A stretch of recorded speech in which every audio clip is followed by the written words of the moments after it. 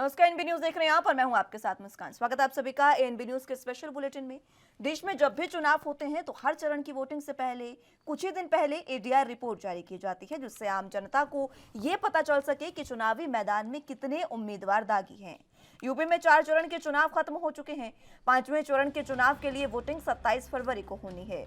इसी बीच अब उत्तर प्रदेश विधानसभा चुनाव के छठे चरण में चुनावी मैदान में ताल ठोक रहे 676 में से 670 उम्मीदवारों का भी लेखा जोखा सामने आ गया है।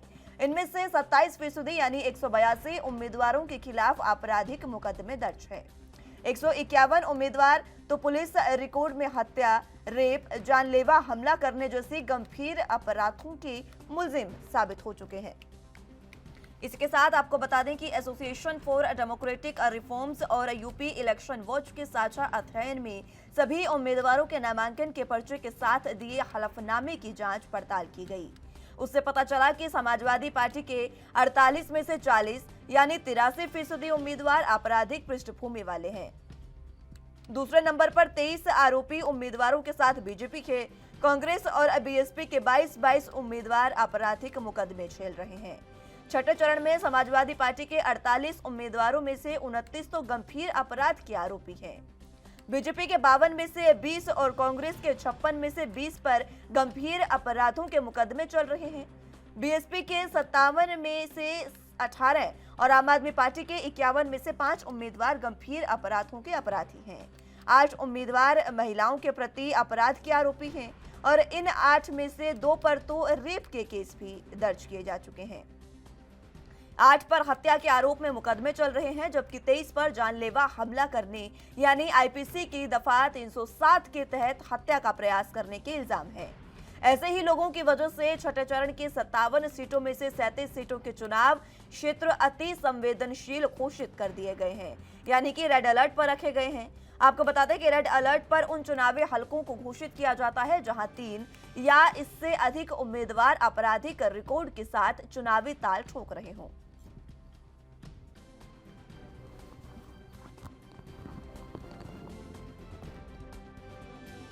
छठे चरण की जारी हो चुकी है, जिसमें ये जो तमाम आपको बता रहे हैं आंकड़े, जिसमें जो उम्मीदवार हैं वो दागी कितने हैं उसके आंकड़े हमने आपको बताए। इसी के साथ अगर बात पिछले कुछ चरणों की करें, फिलहाल 5वें चरण के चुनाव होने हैं। अगर 5वें चरण के आंकड़ों की बात करें तो सबसे ज्यादा दागी उम्मीदवार यहाँ पर भी समाजवादी पार्टी के हैं। आपको बता दें कि चौथे चरण में भी सबसे ज्यादा सपा के उम्मीदवार दागी थे।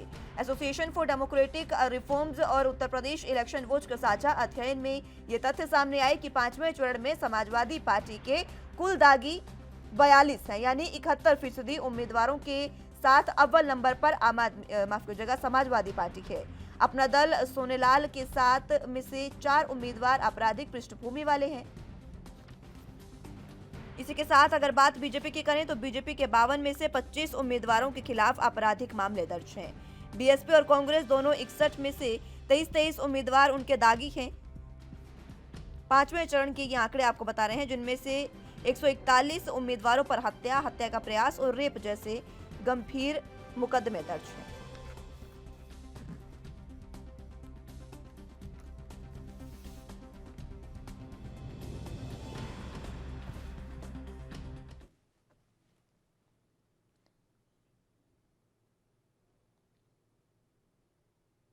चलिए, तो एडीआर रिपोर्ट जारी हुई है छोटे चरण की, लेकिन बात अगर पिछले कुछ चरणों की करें तो उसमें भी लगातार आपराधिक प्रवृत्ति के जो उम्मीदवार हैं, दागी प्रवृत्ति के जो उम्मीदवार हैं वो लगातार सामने आए हैं। और सबसे अव्वल नंबर की बात करें तो समाजवादी पार्टी इसमें है। इसी पर चर्चा की शुरुआत कर लेते हैं। तमाम गेस्ट हमारे साथ मौजूद है, उनका तारुफ आपसे करवा देते हैं। पल्लव पाल जी हमारे साथ राजनीतिक विश्लेषक के तौर पर मौजूद हैं। बहुत स्वागत है सर आपका एनबी न्यूज पर। इसी के साथ राघवेंद्र दुबे जी, नेता समाजवादी पार्टी से, आलोक वत्स जी, नेता बीजेपी से, और आदित्य त्रिपाठी जी, कांग्रेस से हमारे साथ मौजूद हैं। आप सभी का बहुत स्वागत है एनबी न्यूज पर। एडीआर रिपोर्ट का जिक्र करेंगे और उसी पर चर्चा करेंगे। सबसे पहले मैं आलोक वत्स जी आपके पास आना चाहूंगी। सबसे पहले मैं जानना चाहूंगी आपसे एक बार फिर से, अगर शुरुआती दौर से शुरुआत करें तो एक बार मुझे ये बता दें, आप तीनों ही पार्टी के प्रवक्ता और नेता, कि आखिर किन उम्मीदों के साथ और किस बिना पर आपने अपने उम्मीदवारों का चयन किया। आलोक वत्स जी। उम्मीदवार के चयन में उसका क्षेत्र में कितना काम किया है उसने, उसका लोगों का उसके प्रति क्या रुझान है, पार्टी के प्रति उसकी क्या प्रतिबद्धता है, राष्ट्र के प्रति क्या प्रतिबद्धता है, इन सारी चीजों का मूल्यांकन करके हमारे यहाँ तो 2-3 चरण में फिल्ट्रेशन किया जाता है, तब जाके किसी को उम्मीदवार घोषित किया जाता है। और जिस तरीके के आंकड़े आप देख रही हैं कि एडीआर के रिपोर्ट में आ रही है, तो हम तो शुरू से कह रहे हैं कि समाजवादी पार्टी क्रिमिनलों की पार्टी है। इनको 83% नंबर आया है। ये तो डिस्टिंक्शन लिए हुए हैं क्रिमिनल केसेज में, और हमारे यहाँ हम तो इनसे आधे पे हैं। 52 में हम 44-23 आदमी है हमारे, लेकिन उन पर भी गंभीर आपराधिक मामले नहीं है ज्यादा। लेकिन एक चीज मैं आपको बता दूं मुस्कान जी, बहुत दिनों से ये डिमांड लंबित है कि सारे पॉलिटिकल दलों को बैठकर इलेक्शन रिफॉर्म पर एक ठोस निर्णय लेना चाहिए, जिससे इस तरीके के लोग जिन पर उंगलियां उठती हैं, जिन पर संगीन अपराध, रेप, मर्डर, एक्सटॉर्शन, इस तरीके की चीजें हैं। देखिए, केस हो जाना एक अलग बात है। अगर आप राजनीति में हैं, समाज में हैं, तो आप कुछ भी करेंगे तो हो सकता है कोई झूठा केस भी लगा दे, पर जिन पर संगीन अपराध के केस हैं, उन लोगों को कम से कम चुनाव में उतारने से एक छवि बहुत खराब होती है। ठीक है आदित्य जी, इसके ठीक लिए है, मैं लौटूंगी वत्स साहब आपके पास एक बार फिर से। आदित्य त्रिपाठी जी, कांग्रेस ने क्या सोच समझकर अपने उम्मीदवारों का चयन किया, जरा आप भी बता दें एक बार। देखिए, हमारे यहाँ सारा चीज डाटा मंगाया गया था, किसके ऊपर कितने आपराधिक मुकदमे हैं, कैसे मुकदमे हैं, क्या लंबित है, क्या नहीं लंबित है, सारी फाइलें चेक करने के बाद उम्मीदवारों का चयन किया गया है। तो जरूर हमारे कुछ उम्मीदवार ऐसे हैं जिनके ऊपर गंभीर अपराध के मुकदमे दर्ज हैं, लेकिन आपको मैं बता दूं 32 साल से उत्तर प्रदेश में हमारी सरकार नहीं है, और कई मामले ऐसे हैं कि समाजवादी सरकार रही हो और भारतीय जनता पार्टी की सरकार रही हो, तो जबरदस्ती झूठे मुकदमों में हमारे लोगों को फंसाया गया। तो हम लोगों ने जो भी चयन किया है, आप देखेंगे तो उसमें गंभीर मुकदमे जो भी दर्ज होंगे वो केवल फर्जी मुकदमे हैं। बाकी वहाँ हमारे यहाँ प्रक्रिया पूरी हुई थी, और सारे जितने प्रत्याशियों ने आवेदन किया था उनके पूरे ट्रैक रिकॉर्ड को हमने चयन का आधार मैं पूछ रही हूँ आपसे, वो बात ठीक है, आपके चयन का आधार बता दीजिए, लोकप्रियता या फिर काम, क्या क्या चयन किया आपने, क्या देखकर आपने उम्मीदवार बनाए, बस ये बताएं। यहाँ जो चयन की प्रक्रिया थी, ज्यादातर संघर्ष कर रहे लोगों को हमने टिकट देने का काम किया, जो जनता की जमीनी मूलभूत सुविधाओं को लेकर ग्राउंड पे लड़ाई लड़ रहे थे। आपने देखा होगा, चाहे वो आशा बहू हो, उसको पुलिस ने मार के हाथ तोड़ दिया था उसको हमने टिकट दिया। रितु सिंह जी रही हो, जो समाजवादी पार्टी की कार्यकर्ता थी, ब्लॉक प्रमुख का चुनाव लड़ने जा रही थी, तो लखीमपुर में उनकी साड़ी खींची गई थी, उसको हमने टिकट दिया है। उन्नाव की रेप पीड़िता की मां को हमने टिकट दिया है।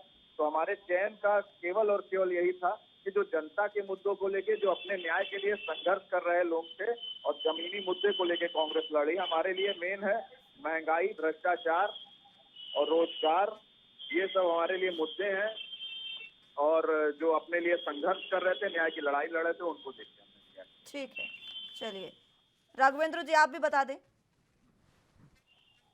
मैंने अभी बात सुनी, लोग बस्ती जी बोल रहे थे। मैं ये कहना चाहता हूँ, अभी कह रहे हमारे बता मुकदमे दर्ज हैं। अब जिस सरकार के मुखिया मुख्यमंत्री जी अपने मुकदमे स्वयं ही हटा ले, फाइल लेंगे, उप मुख्यमंत्री जी खुद ही हटवा लें अपने मुकदमे, तो इनके तो मुकदमे कम ही हो जाएंगे। और फिर जहाँ तक इनकी बात है अपराधियों की, तो चाहे अपहरण के सीरियस मामले 16 सांसद इसमें है शामिल, 16 विधायक इनके शामिल हैं अपहरण जैसे मामलों में। और निहाल चंद को मोदी जी ने क्या, जिसमें बलात्कार का आरोप था, तो उनको मंत्री रखा कि नहीं रखा, अपने साथ रखा 3.5 साल। सैनी को इन्होंने रखा कि नहीं रखा, गृह राज्य से हटाया क्या? इस पर बात कर लेंगे राघवेंद्र जी, इस पर बात करेंगे। आप अभी अपना आधार बताएं, आपने किस आधार पर अपने प्रत्याशी चुने, बस ये बताएं। देखिए, ज्यादातर प्रत्याशियों को जो चयन किया गया, उसका कि सामाजिक पृष्ठभूमि क्या है उसकी, साथ में उसने जनता के सरोकारों के प्रति कितना संघर्ष किया है, चाहे वो महंगाई का मुद्दा हो या दूसरे मुद्दे रहे हो सरकार के खिलाफ, उसने कितना संघर्ष किया, ये सारे मुद्दे रहे हैं जो चयन का आधार रहे हैं कि किसमें संघर्ष क्षमता कितनी है, जो जनता के प्रति जागरूक हो और उसका जनता से सरोकार हो, जनता से जुड़ाव हो। ऐसे लोगों जो सामाजिक मुद्दों को समय समय पर उठाते रहे हों, ऐसे लोगों को हमारे यहाँ टिकट दिया गया। अब वैसे भी समाजवादी पार्टी को कहा जाता है संघर्ष की पार्टी है। बहुत सारे मामले हैं, चाहे मैं आजम खान की बात करूं या कुछ के करूं, कम से कम 80-85 मुकदमे एक साथ लगा दिए गए। तो ये बीजेपी सरकार में बहुत सारा किया गया है और अपने मुकदमे खत्म किए गए हैं। तो इनका बकाया देखा, अगर इसका पूरा अलग अलग कर दिया जाए तो पता लग जाए कितने इनके बलात्कार के मामले हैं, कितनों पे अपहरण के शायद 16 इनके सांसद हैं, 16 विधायक हैं।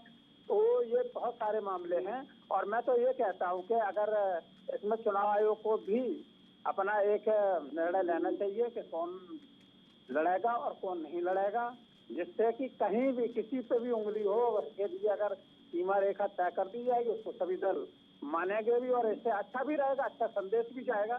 सभी चाहते हैं कि ऐसा कोई ना हो जिसके ऊपर उंगली हो, सामाजिक जिस पर गंभीर धाराओं पर मुकदमा हो, ऐसे लोग होने भी नहीं चाहिए। ठीक है, ठीक है। पल्लव पाल जी, आपके पास मैं आना चाहूंगी। बतौर राजनीतिक विश्लेषक आपसे मैं समझना भी चाहूंगी कि देखिए 6 चरण की अभी तक जो एडीआर रिपोर्ट है वो जारी हो चुकी है। 5वें चरण के चुनाव होने हैं। 5वें चरण में 27% और छठे चरण में भी कुछ इतने ही प्रतिशत जो उम्मीदवार है वो दागी मैदान में है। एडीआर रिपोर्ट के अनुसार जो एडीआर रिपोर्ट का आंकलन अगर करें तो तमाम तीनों हमने प्रवक्ताओं नेताओं की बात सुनी, उन्होंने बताया किस बिना पर उन्होंने प्रत्याशियों का चयन किया, लेकिन एडीआर रिपोर्ट उससे बिल्कुल उलट बताती है।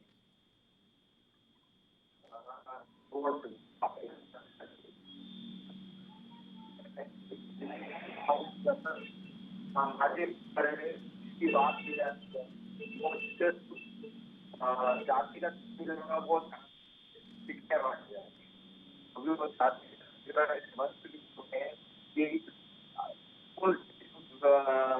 प्रत्याशियों की डेमोक्रेसी ज्यादा होगी तो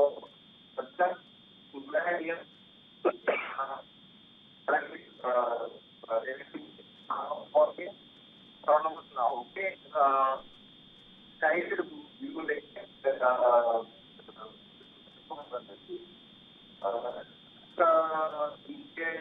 सारे जो भी पल्लव पाल जी, मैं रोकना चाहूंगी आपको माफी के साथ। आपकी आवाज साफ हम तक नहीं पहुंच पा रही है। मैं एक बार फिर से ये तकनीकी खामी दूर होने के बाद आपके पास एक बार फिर से लौटूंगी। बात एक बार फिर से कर लेते हैं। आलोक बस जी, आपके पास मैं आना चाहूंगी। अभी पल्लव पाल जी की आवाज साफ नहीं आ पा रही है, तो एक बार उनसे मैं फिर से समझना चाहूंगी। लेकिन आप ये बताइए कि आपने कहा कि लोगों का रुझान और राष्ट्र के प्रति जो प्रतिबद्धता है उसको लेकर आपने अपने उम्मीदवारों का चयन किया है, लेकिन चाहे दूसरे नंबर पर ही सही, बीजेपी के भी तो सबसे ज्यादा प्रत्याशी हैं। सिर्फ 6 नंबर छठे चरण की बात नहीं कर रही हूं मैं। अगर पहले चरण से लेकर पूरे छठे चरण की बात करें तो एडीआर रिपोर्ट कहती है कि पहले नंबर पर अगर समाजवादी पार्टी है आपराधिक मामलों में अपने प्रत्याशियों को लेकर, तो दूसरे नंबर पर बीजेपी है।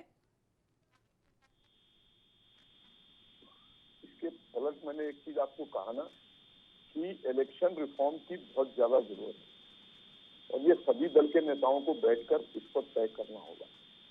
मैं ये नहीं कहता कि हमारे यहाँ से कोई आदमी ऐसा लड़ रहा हो जो बिल्कुल पाक साफ है। किसी जब एडीआर की रिपोर्ट है तो ये सही है। तो मैं समझना तो यही चाह रही हूँ ना कि आखिर कारण क्या है जो नहीं लड़ पा रहे हैं पाक साफ। अगर आपने जिक्र किया इसका, तो क्या कारण है कि आप ऐसे उम्मीदवारों को उतारते नहीं है मैदान में? अगर साफ गोई से आप बात पूछती है, इन सारी क्राइटेरिया के बाद जो मैंने पहले गिनाए थे कि किस प्रक्रिया के बाद हमारा चयन होता है, लास्ट में आके विनेबिलिटी भी होती है। एक चीज है कि विनेबिलिटी किसकी है, उसमें बहुत लोग नंबर ले जाते हैं, लेकिन इसको कम करना चाहिए। इसके लिए अकेले हम ही दोषी हैं ऐसा नहीं है। सारे राष्ट्रीय दल को बैठकर इस पर एक ठोस निर्णय लेना चाहिए और तब आप देखेंगे कि इस तरीके का अगर निर्णय बैठ के सब लेंगे, जिसका मुझे बहुत कम मतलब विश्वास नहीं है कि सब लोग बैठ के ऐसा करेंगे। नहीं तो ठीक है, इस पर चर्चा की शुरुआत एक बार फिर से करेंगे। मैं लौटूंगी आपके पास व्हाट्सएप। वक्त एक छोटे से ब्रेक का है, फौरन हाजिर होंगे।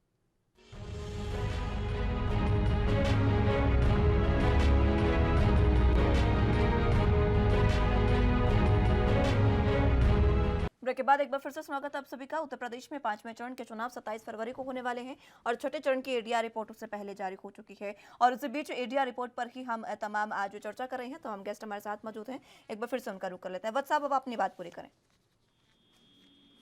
मैं यही कह रहा था मुस्कान जी कि ये आजादी के बाद से अब तक जैसे जैसे चुनाव होते रहे हैं, ये क्रिमिनलों की संख्या, आपराधिक पृष्ठभूमि के लोगों की संख्या धीरे धीरे बढ़ती चली गई है।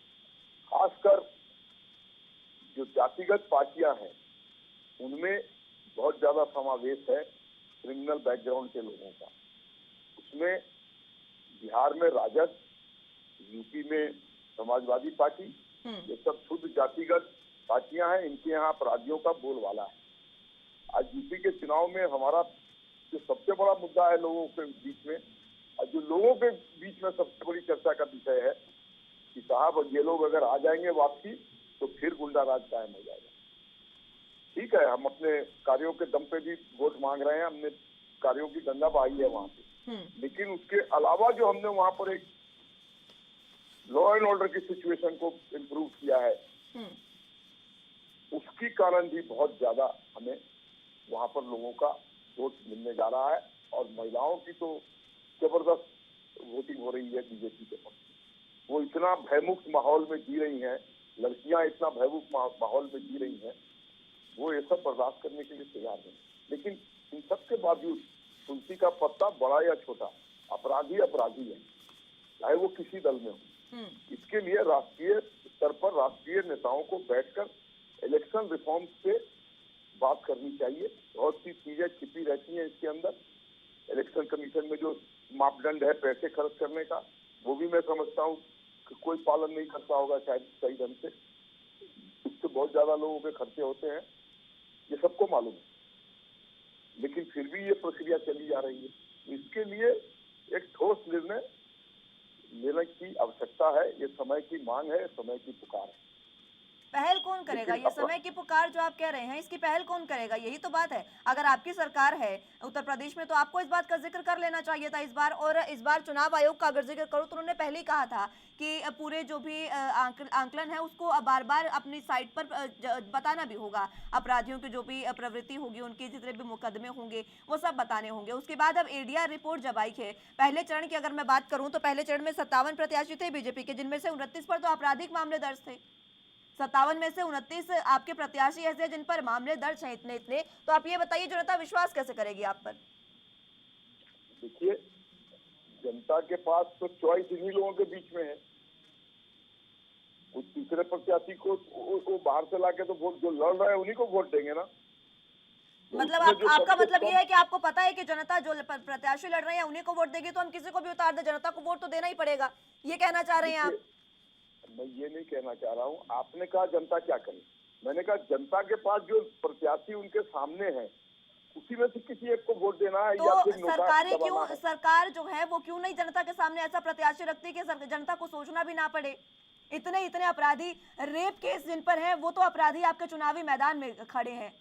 मैंने आपसे एक चीज कहा ना, अंतोगत्वा हर दल विनेबिलिटी भी देखता है, उसमें ये लोग नंबर पा जाते हैं। जो ये सच्चाई मैं बोल रहा हूँ आपको।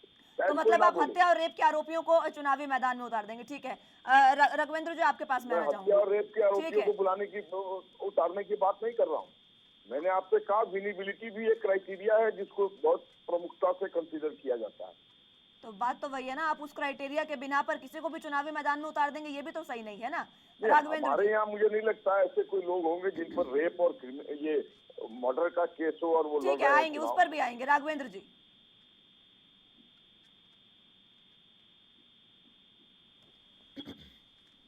आवाज मिल पा रही है राघवेंद्र जी आपको? जी जी जी मैं बताएं। ये कहना चाहता हूँ जो भी चाहे आपराधिक पृष्ठभूमि के लोग हों, जो सीरियस अपराध में जिन पर मुकदमे हैं, पार्टियों ही नहीं सबको विचार करना चाहिए। और मैं इस बात से बिल्कुल सहमत हूँ आपकी, इसमें किंतु परंतु नहीं है कि उन लोगों को निश्चित रूप से रहना चाहिए जिनकी सच्ची छवि हो, क्योंकि हमें भी उदाहरण सेट करना चाहिए। और इसके लिए सभी पार्टियों के तहत चुनाव आयोग को भी, केवल अभी तो चुनाव आयोग ने चलो ये किया है कि वो अपने घोषित करेगा उन पर क्या क्या मुकदमे लगे हुए हैं। मैं चाहता हूँ ये भी कड़ी वो हो कि अगर इतने सीरियस मामले किसी पे है तो वो बिल्कुल भी चुनाव नहीं लड़ सकता है। तो ये भी चुनाव आयोग की तरफ से सख्त निर्देश हो तो वो बहुत अच्छा रहेगा। और दूसरी चीज, बहुत सारे अभी बीजेपी के हमारे बोल रहे थे, इन्होंने बहुत सारे हमारे बहुत लोगों को 5 साल में इतने मुकदमे लगाए जिसका कोई हिसाब नहीं है। बहुत ज्यादा सीरियस बहुत मामले लगाए, और तो इस तरीके से अगर आप करेंगे और अपने मुकदमे हटा लेंगे, इनके में यही हुआ, चाहे चिन्मयानंद हो या दूसरे लोग हों, उन्होंने मुकदमा हटाने का काम किए। कुलदीप सेंगर भी इन्हीं के में थे कि बलात्कार के आरोपी थे और उन्होंने पूरे लड़की का परिवार ही खत्म कर दिया। किस तरीके से वो उनकी नहीं सुनी गई। तो बहुत सारे मामले हैं, चाहे लड़की को रात को जलाने का मामला हो, चाहे किसानों पर थार चढ़ाने का मामला हो। तो बताओ, 4 किसान अभी भी बंद हैं। कानून तो यहाँ तक हो जाता है कि 4 किसान बंद हैं और सरकार ने उसमें ढील कर दी। 4 महीने बाद जिसने इतने किसानों को हत्या की वो 4 महीने बाद छूट के आ जाता है। तो ये इनकी सरकार है और किसान बंद है 4 उसमें। तो इनको विरोध करने बहुत सारे मामलों में इन्होंने किसी की जमानत तुरंत ही उस पर आपत्ति जगाई और आगे कोर्ट में लेके गए हैं, उसकी जमानत नहीं हुई। लेकिन इस मामले में इन्होंने मिली भगत थी, इन्होंने उनको बचाने का काम किया। तो दोहरे मापदंड नहीं चलते हैं और निश्चित रूप से मेरा मानना है कि अच्छे लोग होने चाहिए राजनीति के लिए। जिस तरीके से पहले लोग दिया है तो उसी तरीके से अच्छे लोग हों जो समाज में एक संदेश देने का काम हो। इस बात से बिल्कुल मैं सहमत हूँ। अच्छे लोग होने चाहिए तो आप पार्टियां ही करेंगी ना। ये तो जरूरी नहीं है कि अगर चुनाव आयोग आपके सर पर डंडा लेकर खड़ा होगा तभी आप अपने प्रत्याशियों को सही उतारेंगे। आपकी भी तो कोई रिस्पॉन्सिबिलिटी होगी जनता के प्रति। मैं लौटूंगी आपके पास, पल्लव पाल जी जुड़ गए हैं। पल्लव पाल जी, आवाज मिल पा रही है आपको? आपको मेरी आवाज क्लियर आ रही है? जी बिल्कुल, मुझे आपकी आवाज बिल्कुल साफ आ रही है। आप बताएं, मैं आपसे समझना चाहूंगी, आपने तमाम बातें सुनी, एक दूसरे पर आरोप प्रत्यारोप, और एक बात ये निकलकर सामने आ रही है कि बीजेपी से कहते हैं कि जब हमारी सरकार नहीं थी तो उन्होंने हम पर आरोप लगाए। कांग्रेस ये कह रही है कि हमारी सरकार तो लंबे समय से ही उत्तर प्रदेश में नहीं है तो झूठे मुकदमे लगाए जा रहे हैं इस तरीके की। और समाजवादी पार्टी कह रही है कि बीजेपी की सरकार है तो बीजेपी ने अपने मुकदमे खत्म कर लिए हैं और समाजवादी पार्टी पर मुकदमे लगाए हैं, इसलिए वो प्रत्याशी चुनावी मैदान में है।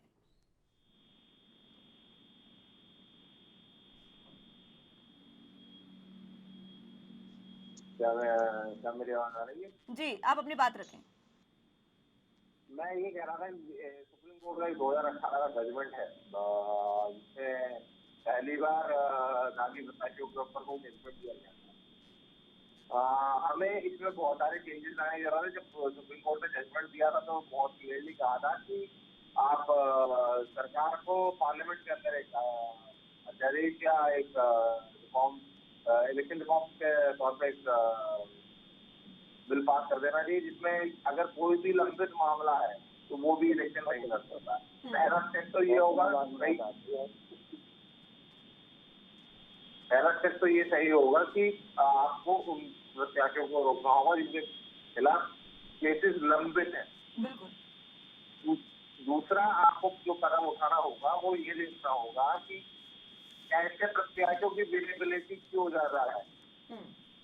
सामाजिक परिवेश में हम 21वीं सदी में जी रहे हैं और हमें समाज में ऐसे नेता मिल रहे हैं जिनके ऊपर आज भी इतने संगीन मुकदमे दर्ज हैं, तो इनकी विजिबिलिटी ज्यादा क्यों है।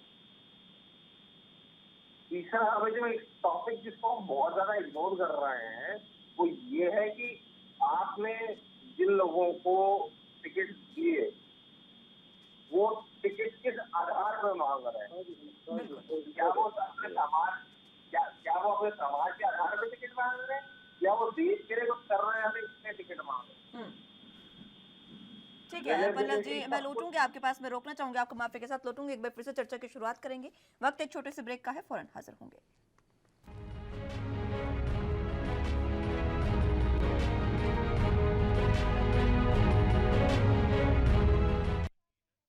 ब्रेक के बाद एक बार फिर से स्वागत है आप सभी का। उत्तर प्रदेश चुनावों में एडीआर रिपोर्ट छोटे चरण की जारी हुई है, उसी पर चर्चा एक बार फिर से शुरुआत कर लेते हैं। पल्लव जी, आप अपनी बात पूरी करें। ये देखना पड़ेगा कि हमारे समाज में ऐसे नेता क्यों बाहर आ रहे हैं जिनकी विजिबिलिटी इससे ज्यादा, क्योंकि वो एक समूह को रिप्रेजेंट करते हैं। क्योंकि जब तक हम इस बेसिक प्रॉब्लम को एड्रेस नहीं करेंगे तब तक हमें ये प्रॉब्लम बार बार फेस करनी पड़ेगी। सोशल और कास्ट बेस्ड पॉलिटिक्स, क्योंकि वो कास्ट उनको जिता रही है, क्योंकि उनकी विजिबिलिटी उस एरिया में ज्यादा है। जब तक हम इस चीज को एड्रेस नहीं करेंगे तब तक हमें ऐसे दागी कैंडिडेट मिलते रहेंगे और हम लोगों को जीतते हुए भी देखते रहेंगे।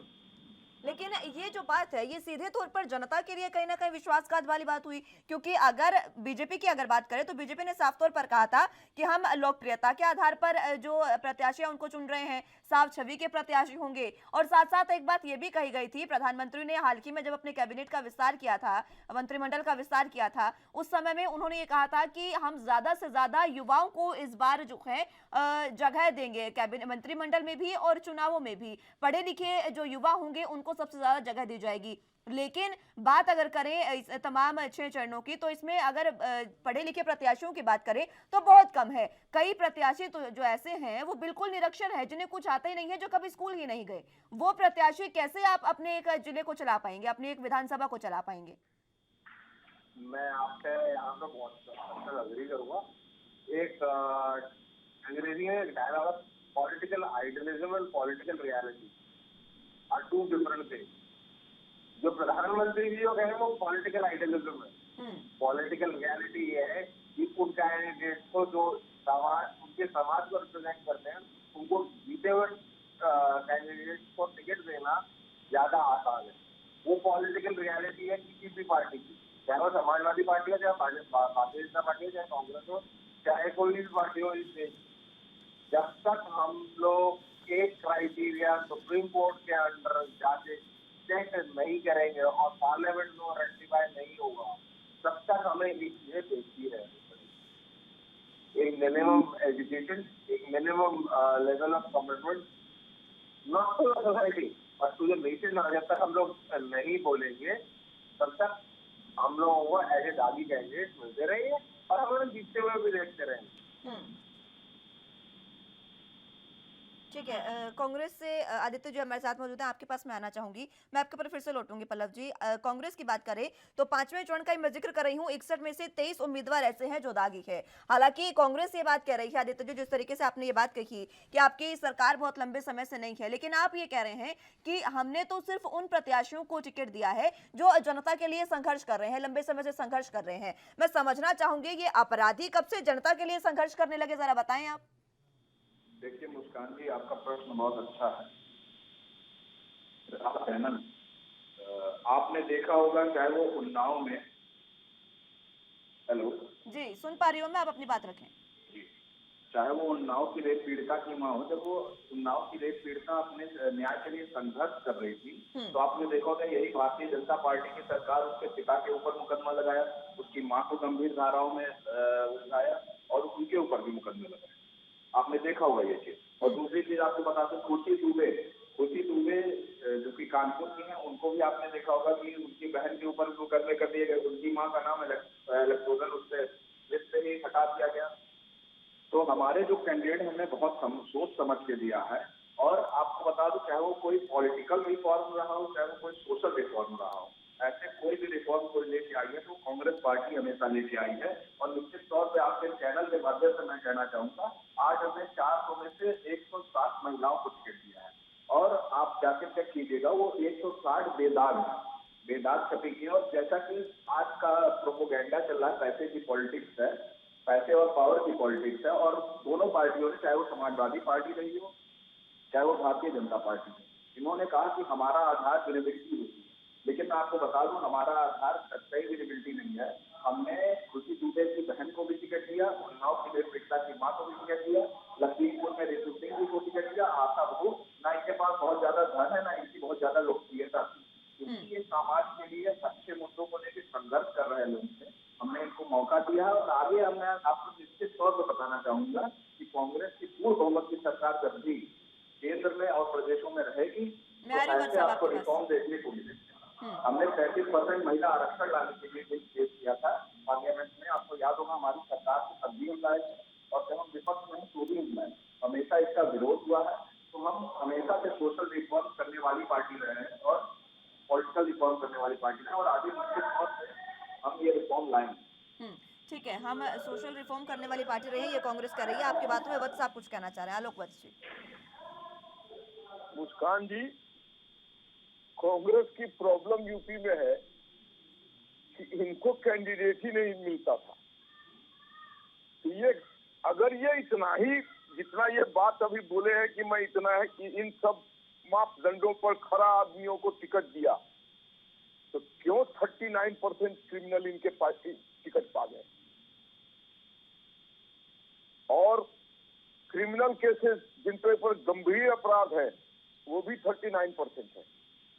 तो कांग्रेस के कथनी और करनी में, आप चुप रहिए, जब आप बोल रहे थे तो मैं सुन रहा था, इनकी कथनी और करनी में अंतर है। इनकी 3 पोस्टर गर्ल, लड़की हूं लड़ सकती हूं, तीनों आज बीजेपी में आके प्रचार कर रही हैं। उनमें से एक दलित लड़की ने,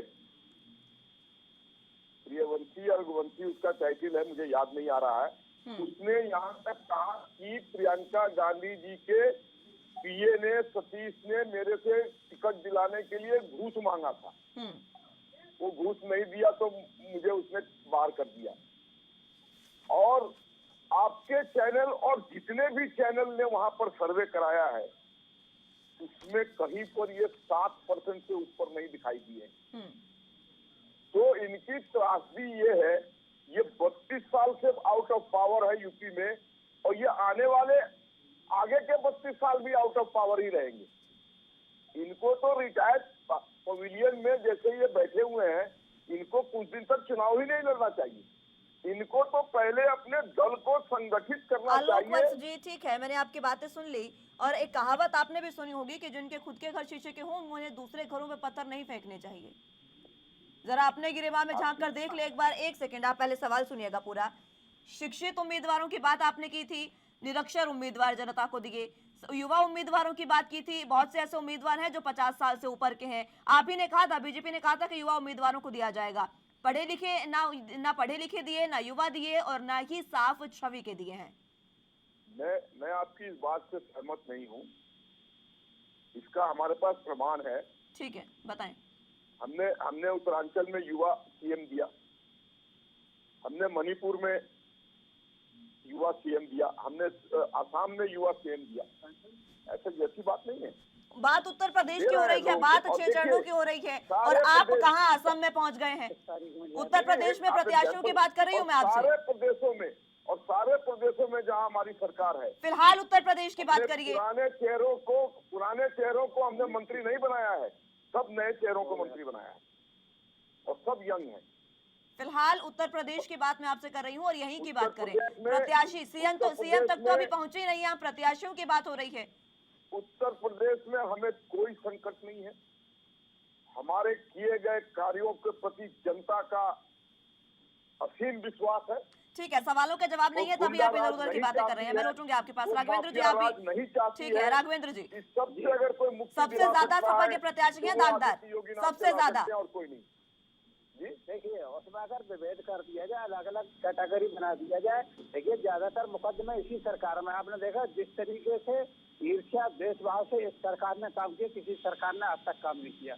अगर आपने छोटा प्रदर्शन में किया तो इन लोगों ने उस प्रदर्शन को रोकने के लिए सारे उपाय दिए और गंभीर धाराओं में मुकदमे लगाए सपा कार्यकर्ताओं में। इन्हीं नहीं जो लड़वाए हैं, बहुत सारे कार्यकर्ताओं में इन्होंने लगाए। और ये जांच का विषय ये भी होना चाहिए, ये भी एक रिपोर्ट जारी होनी चाहिए कितने लोगों पर इन्होंने गंभीर धाराओं में मुकदमे लगाए केवल राजनीतिक विद्वेष के बाद। तो अगर ये बहुत सारी चीजें कह रहे हैं कि जनता के लिए बहुत किया, अरे जनता के लिए आपने कुछ एक काम इन्होंने उत्तर प्रदेश में नहीं किया जिसको इन्होंने शुरू किया हो और जिसको इन्होंने पूरा कर पाया हो। आप ये कह रहे हैं कि झूठे मुकदमे आप पर लगाए गए हैं। ठीक है, आप खुद ये बात कर रहे हैं झूठे मुकदमे आप पर लगाए गए। चलिए, झूठे मुकदमे से आपने प्रत्याशी भी उतार दिए। आप ये बताएं, खुद की छवि को आप बिल्कुल साफ कैसे कर देंगे? हाल ही में चुनावों के पीछे ये मसला हुआ, आपको याद होगा। उन्नाव में जिस तरीके से समाजवादी पार्टी के पूर्व मंत्री रहे हैं, वो जिनके बेटे पर आरोप लगा 22 साल की युवती के अपहरण का, और सिर्फ आरोप नहीं लगा, उनके घर के अंदर 4 फीट गहरे गड्ढे में वो युवती की शव पाया गया था, याद हो आपको तो। देखिए, अब इससे तो नहीं झुठला पाएंगे आप। आपका क्वेश्चन होगा, मैं जवाब दे देता हूँ। जी बताएं। देखिए, इन्होंने जहाँ उन्नाव की बात हुई है, उनके पिताजी 4 साल पहले खत्म हो गए, वो पार्टी में थे, लेकिन ये हमारा प्राथमिक सदस्य भी नहीं उनका बेटा। लेकिन इन्होंने उसको मुद्दा क्यों बनाने की कोशिश करी? क्योंकि कानून व्यवस्था इनके यहाँ पूरी तरीके से ध्वस्त हो चुकी है। वो 27 बार थाने गई, 24 बार सीओ के पास गई, 4 बार एसपी और 4 बार डीएम के पास गई वो बच्चे की माँ, लेकिन इन्होंने कोई भी कार्रवाई नहीं की। वो इसके बाद अखिलेश यादव जी से मिली। जब अखिलेश यादव जी के काफिले के आगे आई तो मामला हाईलाइट हुआ। उससे अगले दिन वो अपराधी गिरफ्तार किया गया। तो ये इनकी कानून व्यवस्था है कि किस तरीके से ये काम करते हैं। दूसरे पे ये आरोप लगाने में माहिर है। छोटी पार्टी है, जिस तरीके से आपने देखा हो पीयूष जैन और पम्मी जैन जो हमारे एमएलसी थे, इन्होंने अफवाह उतारी पीयूष जैन का जो नोट निकले, इन्होंने कह दिया कि वो तो समाजवादी पार्टी का व्यापारी है। और बहुत दिनों तक कहते रहे, जब साबित हो गया उसके बाद भी। इसके बाद इन्होंने पम्मी जैन पे छापा मारा, वहाँ कुछ निकला नहीं। तो ये झूठे लोग हैं और लगातार झूठ बोलते हैं। मुख्यमंत्री जी कहते हैं कि 4 लाख नौकरी दी, इनका एक पूछता है कि 6 लाख नौकरी दी। सिद्धार्थनाथ सिंह इनके एक और मंत्री है, वो बोल रहे हैं कि 2 करोड़ नौकरी है। इन लोगों को इतना परिवार विभिन्न दलों को और इनका सिंह आपको पता है समाजवाद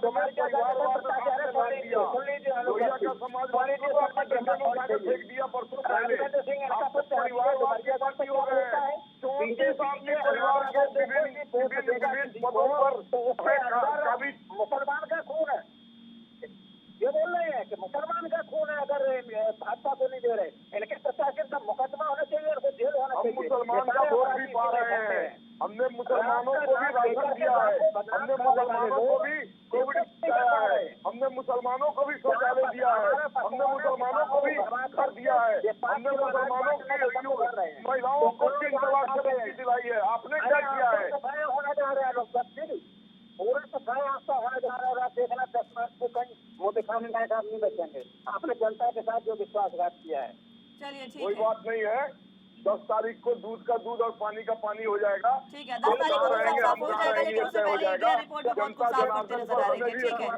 ठीक है पल्लव जी, आपके पास मैं आना चाहूंगी। तीनों की बातें आपने सुनी, कांग्रेस के नेता प्रवक्ता हमारे साथ मौजूद है, उनकी बात पर मैं आपसे समझना चाहूंगी। वो ये बात कह रहे हैं कि उत्तर प्रदेश में हमने महिलाओं को टिकट दिया है, उन्नाव रेप पीड़िता की माँ को टिकट दिया, हाथरस रेप पीड़िता की माँ को टिकट दिया, अलग अलग लोगों को टिकट दिया। लेकिन शिक्षित की अगर हम बात करें तो क्या मात्र जो पीड़ित है उनके परिजनों को, उनके रिश्तेदारों को टिकट देना सही है? क्या जो प्रक्रिया थी कांग्रेस की उससे आप सहमत हैं?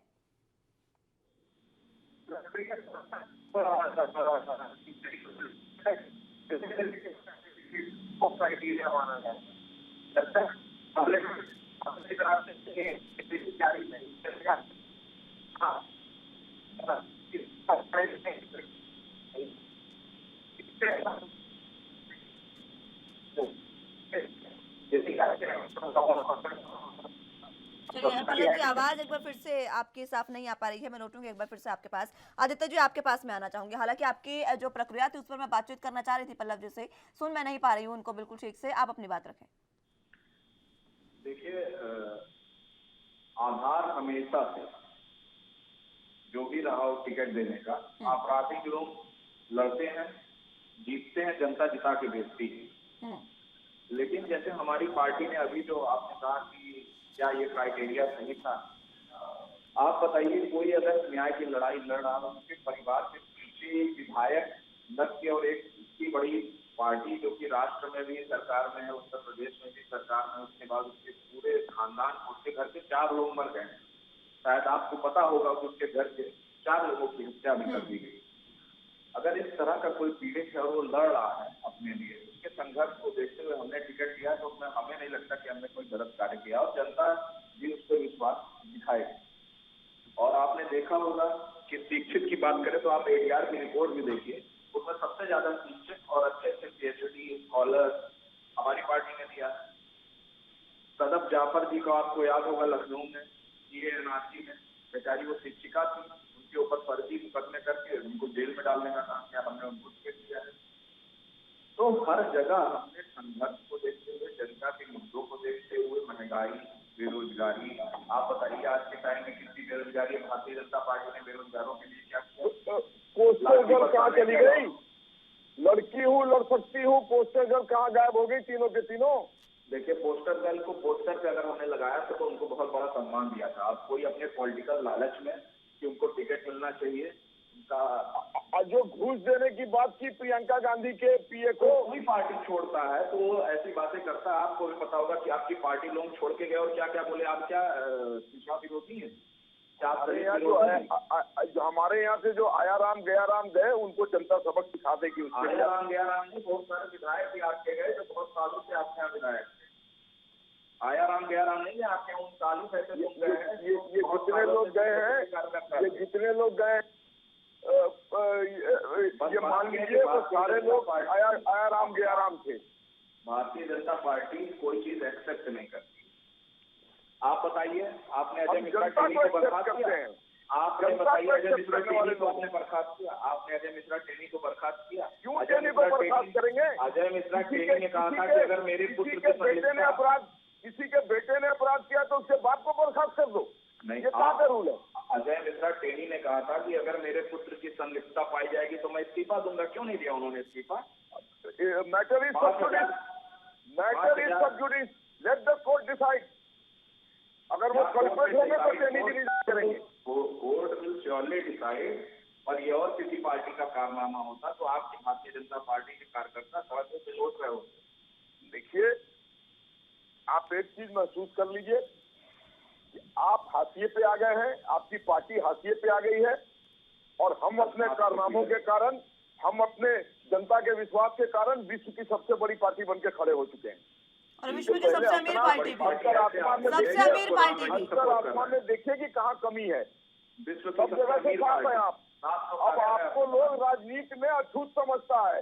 लालू यादव ने भी आपको लात मार दिया बिहार में, और यहाँ यूपी को साथ पसंद है, और यूपी को ये साथ बिल्कुल पसंद नहीं है। देखिए, नाम लेने वाला भी नहीं है समाजवादी पार्टी आप लोगों का। हमको समाजवादी पार्टी का साथ चाहिए ही नहीं। आए थे ना पिछले चुनाव में, यूपी को साथ पसंद है, ये कौन बोल रहा था? या फिर लोग बोल रहे थे यूपी को साथ पसंद है। जब उन्नाव का मामला हुआ तब समाजवादी पार्टी तो नहीं खड़ी थी ना।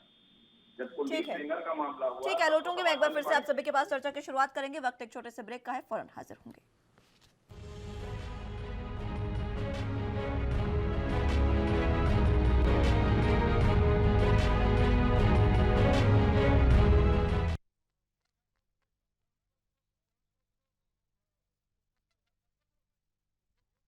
ब्रेक के बाद एक बार फिर से स्वागत है आप सभी का। चर्चा की शुरुआत एक बार फिर से कर लेते हैं।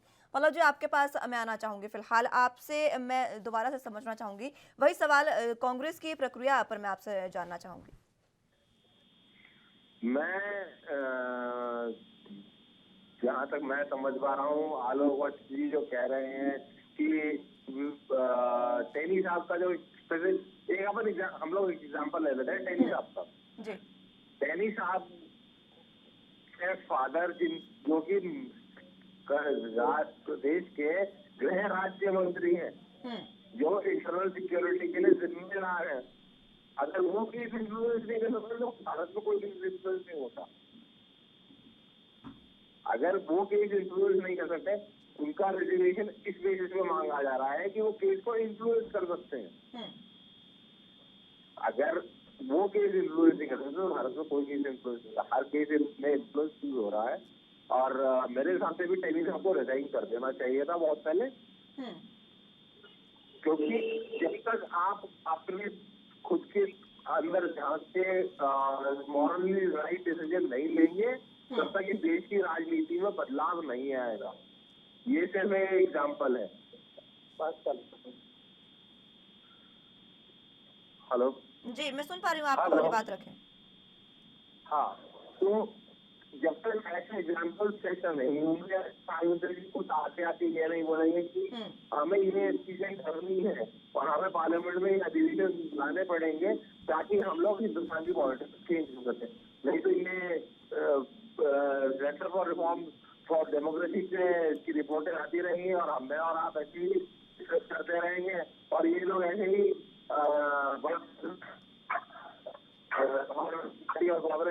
कैंडिडेट को लोकसभा में भेजती रही।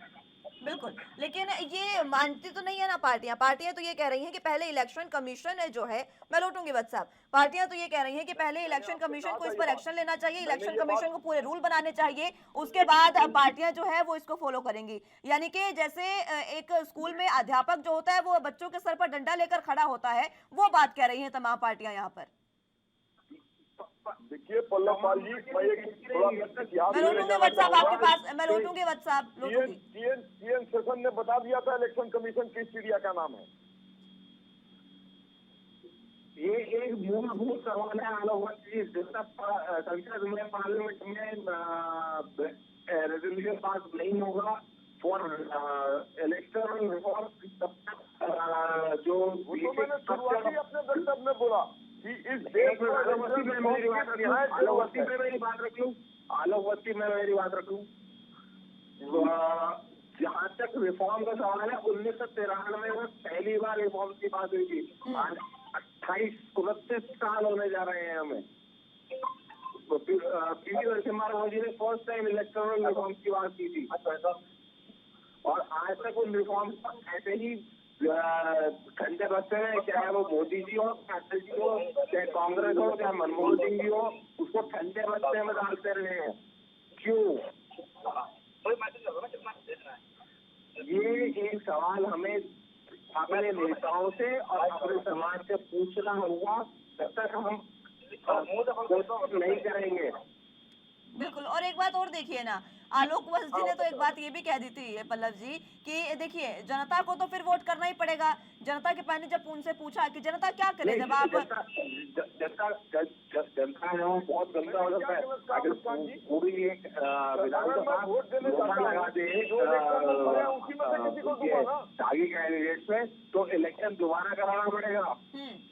अब वत्स साहब पूछ रहे हैं कि मैंने क्या गलत कहा। वत्स साहब, गलती आपकी ये थी कि ये तो बात ठीक है कि जनता को जो आपने उतारे उम्मीदवार उन्हीं को वोट करना पड़ेगा, लेकिन इसका मतलब आपका कहीं ना कहीं ये हो रहा है कि आप किसी को भी उतार दे, जनता को तो फिर वोट करना पड़ेगा। जनता बाध्य है उन 3 उम्मीदवारों में से एक को चुनने के लिए। आप उसको अपने हिसाब से उसका ये निकाल रही हैं। अपने हिसाब से मैं कोई मतलब नहीं निकाल रही हूँ। आप ये मुझे बताइए कि आप क्यों इस साफ छवि का उम्मीदवार नहीं दे सकते जनता को। आप ये समझिए, अगर मान लीजिए एक पार्टी का उम्मीदवार साफ छवि का है और 2 पार्टियों का साफ छवि का नहीं है, तो जनता साफ छवि वाले उम्मीदवार के पास जाएगी या नहीं? मुस्कान जी, आप अभी सुना ना आपने कि 1993 में इलेक्शन रिफॉर्म की बात हुई थी, किसकी सरकार थी उस समय? तो उसके बाद आपकी सरकार आई ना, पिछले 10 साल से आप भी तो हैं। कांग्रेस को तो वैसे ही आप बिल्कुल नाकारा साबित कर चुके हैं।